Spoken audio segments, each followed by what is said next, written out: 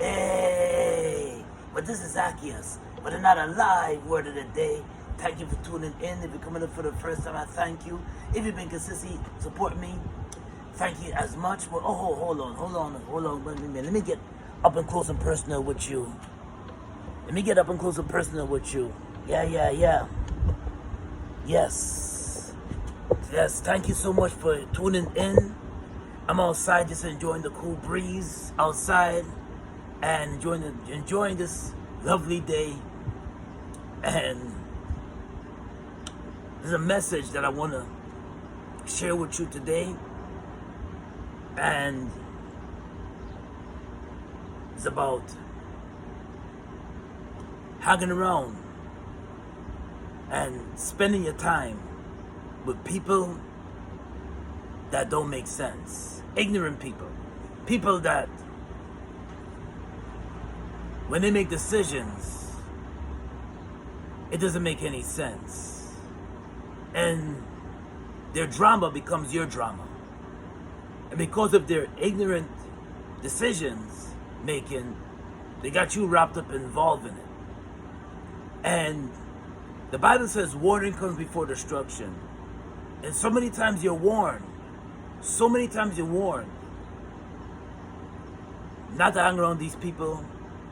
So many times you are given instructions, and the Bible shows you there's red flags all over the place not to hang around these people. But leaning on your own understanding, you ignore the red flags, and there you go, you get in trouble. Just recently, I heard on the news about in the Bronx, I think it was in New York City, a young man, Hispanic man, died in prison. But you know what he did before that? They're young, they're in that late teenage years. He killed a young man, maybe last year. Stabbed him up with a couple of people that he was hanging with. Stabbed him up. But guess what? The person that he stabbed up was the wrong person that he was looking for. They were looking for somebody else, and the person happened to fit the resemblance of the person that they killed. And they wound up killing the wrong young man. And today, which I heard in the news yesterday, he died while serving his time. The man that committed the murder died while serving his time. And I was telling this to my son the other day. Stop hanging around and being around. Do not be around and hang around people that are thugs, people that they're criminal minded. They think small, they don't think big, they never think about, what am I going to do how is it going to benefit me? If I do this thing, if I harm this person, or if I boost and steal something out of the store, I'm going to get caught. They never think about the repercussions. They never want to take accountability for their own actions. But yet, they want you involved in their life. And I tell my son, I said, always hang around people that are thinking wisely. Always hang around young people and young people are going to make mistakes. That's just part of life. I make mistakes. Young people are going to make mistakes. But there are certain things that you see in your life that you can ignore. A lot of times, you don't have to be involved in the situation and problems. You can learn from somebody else's mistakes. But it doesn't mean that the mistake have to happen to you, or you don't have to be around the mistake. Because some mistakes that you make is hard to get out of. Once you make that mistake, it's hard to return back the hand of time and correct it. Like murdering somebody and killing somebody. Once you pull that trigger, there's no turning back from that. Once you rob that store, there's no turning back from that. Now, you have to face, the Bible says you reap what you sow. So you have to face the repercussions of what you've done. You have to face the repercussions of what you've done. So, it's just like For example now, when you've been warned, I'm thinking about the story of Pharaoh. When Moses came to Pharaoh and Pharaoh hardened his heart. And Moses came to him and said, let my people go. And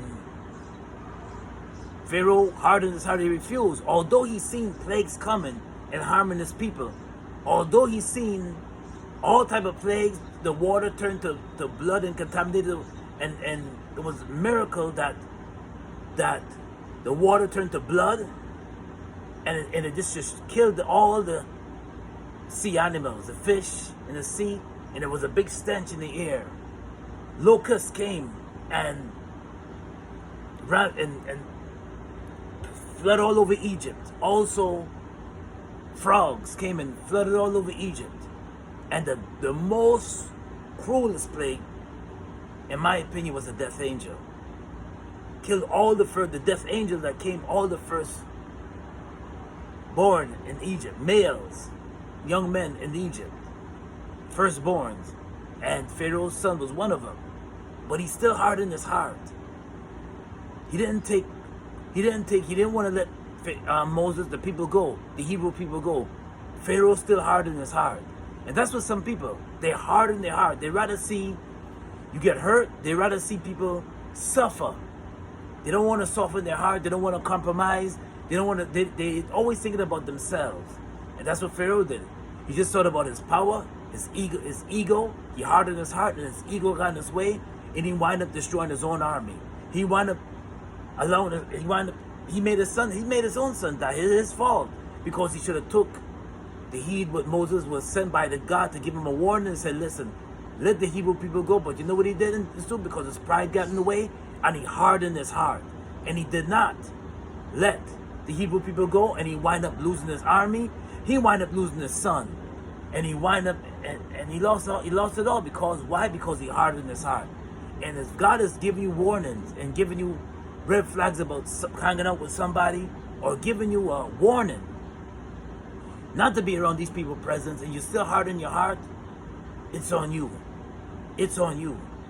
So I advise you, and I come with a message today to tell you to stop. If you hanging around ignorant people, this could be to your own demise. Or if you harden your heart and God has given you a warning signal about something, and you harden your heart, it can be to your own demise.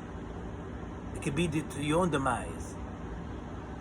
We don't need to experience horrible lessons or experience bad situations. We can learn from somebody else's mistake. We can learn from other people's mistake. We don't have to fall into the same dilemma. We can also learn from stories. We can also learn from Bible stories, like I just shared with you, Moses and Ten Commandments, of how Pharaoh hardened his heart, and he did not want to let the Hebrew people go, and it was repercussions because he hardened his heart. If you see red flags and signals, you see somebody is angry all the time, but yet you still want to be around them, and then they're angry, they're always upset all the time, and you see red flags. So you could be dating this person, or you could be a friend with this person, but yet you still hang around with them. You don't want. It's good. It's best to keep your distance from people like that, ignorant people. It's best. It's best. And I think about the situation in Haiti. I think about the situation in Haiti, where the gangs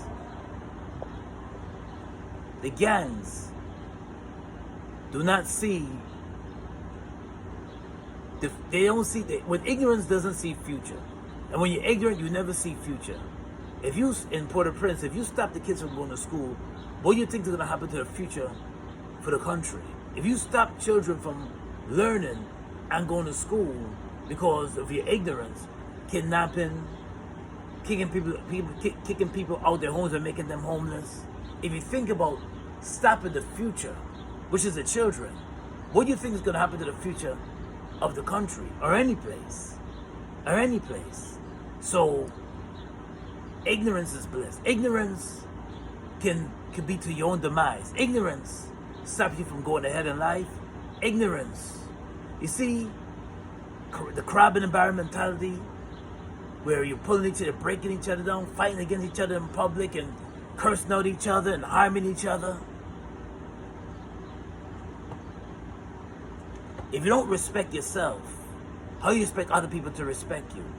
If you don't respect yourself, how do you expect other people to respect you? They cannot respect you if you can't respect yourself.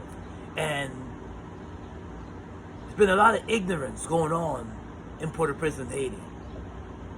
And there's a lot of ignorance going on with a lot of us black people here. We fighting. You show videos of footage and videos of us fighting, arguing, and just causing a whole scene, disrespecting each other, disrespecting each other. No wonder we can't stand as a nation. Not to say that other people don't disrespect each other as well, but ours is aired. Ours is entertained, aired, and put on display on social media. Put on social media for entertainment. And it's sad to see that we can't even see it. We can't even see that. Listen, if we don't stand together, I could be preaching and it doesn't mean anything. If we could stand together, because my preaching would be like, well, we hear it, we understand, but if you don't take action and say band together, we'll always face dilemmas, always face setbacks. And we are on bottom of the totem pole when it comes to black wealth. When it comes to advancing and helping and supporting each other. We need to stop being in competition and start helping one another out. We do, but this has been preached many, many times, and some of us just don't see the big picture. We just don't. So ignorance. So if you stop hanging around with people that are ignorant, if you see ignorance, see red flags, you see ignorance, just pure ignorance. So don't waste your time. Move on and keep on going. God has got better for you, especially if you ignore it. Keep your distance. You can still talk to people, but keep your distance for them. Some things, or you just need to cut people off straight up, because one thing is precious, and that's what I learned, that time is a precious thing, and it should be cherished. You should not waste your time with ignorance. You should not waste your time with ignorant people. You should not waste your time with, if you see somebody want to argue, and they always want to fight, they want to come to physical confrontation with you, it's best to go along your way. It's best to move. If you're with somebody that's quarrelsome and always fighting, always looking to fight you, always making a scene, a spectacle in a scene where a cop's got to be called, it's best to go, best to move, best to get out the atmosphere. I'm telling you this, it's not worth it. Save yourself. You have better to do. You have work to do. Life is to be cherished. Life is not to waste your time. Life is precious. It's too precious. And you have your gifts that God has given you and your goals you have to reach to help better your family. And you have no time to waste, no time for ignorance. No time to waste and no time to ignorance. Well, the live word of the day is coming out of Ephesians chapter 4 verses 18. They are darkened in their understanding and alienated from the life of God because of the ignorance that is in them due to their hardness of their heart. And that's coming out of the book of Ephesians chapter 4 verses 18. Well, this is Zaccheus coming to you with another live word of the day. God bless and be safe out there. And if you like what I shared, thank you. And if you like what I shared, share this content. Share it to somebody that needs to hear it. Also subscribe to my channel. Also smash that like button while you're at it. God bless and be safe out there. Peace and blessings. Until next time. God bless.